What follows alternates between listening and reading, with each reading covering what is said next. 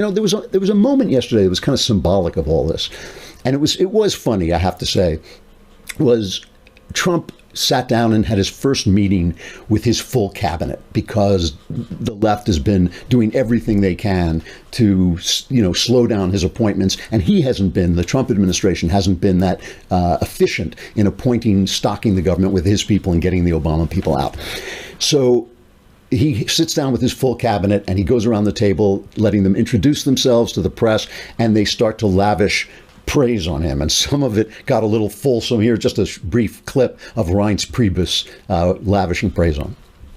On behalf of the entire senior staff around you, Mr. President, we thank you for the opportunity and the blessing that you've given us to serve your agenda and the American people, and we're continuing to work very hard every day to accomplish those goals.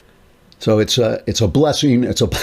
You've blessed us, Mr. Trump. You blessed us, Mr. President. So it got a little fulsome, a little silly. And Chuck Schumer got in a good shot. We got to give the devil his due. He put out his own video making fun of it. And this is that. I want to thank everybody for coming. I just thought we'd go around the room. Lucy, how'd we do on the Sunday show yesterday? Your tone was perfect. You were right on message.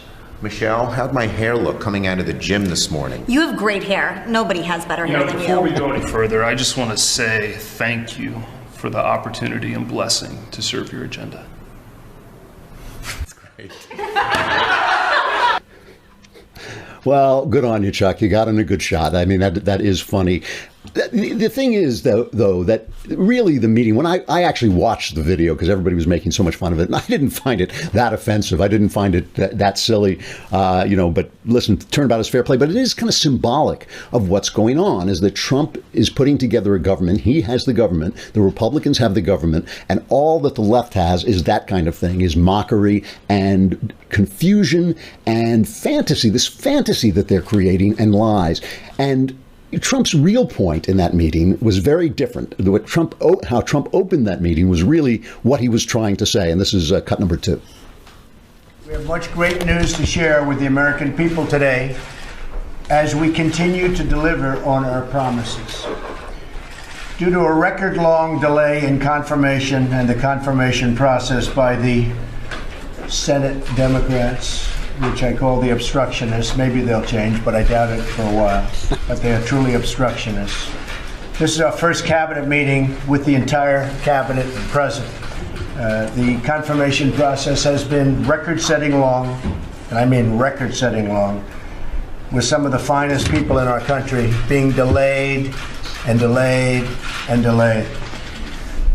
But much of that is over, and now we're going through, as you know, the regular process with people at other levels of government, and that's a very long process also, including ethics committee, which has become very difficult to deal with.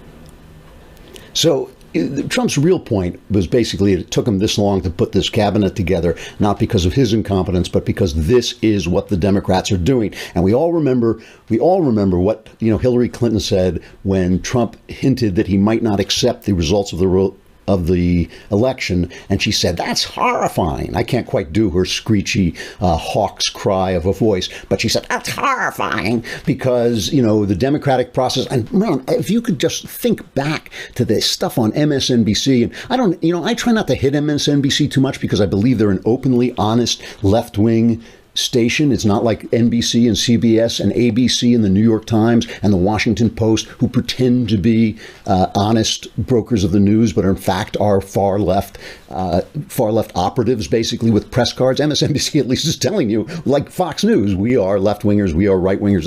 That's fine by me. But MSNBC, I just remember when he said that, when Trump said that he might not accept the results of the election, he was going to leave people in suspense. They went on forever. This is disqualifying. It's the end of even the head of the RNC at the time, Michael Steele, said, "Oh, it's disqualifying. He can't be a candidate if he says this and all this stuff." But of course, now it's the Democrats who will not accept this election and are just planning to win the House so they can impeach Trump. That is all they're trying to do, is lay the groundwork for that with this complete and utter fantasy of Russian collusion. I got to say goodbye to Facebook and YouTube, but you can come over to thedailywire.com and watch the show right there if you subscribe. And if you subscribe, you can be in the mailbag, more importantly, because your horrible, miserable life that you're just dragging yourself through could be completely transformed by having your questions answered on this show. So come on over.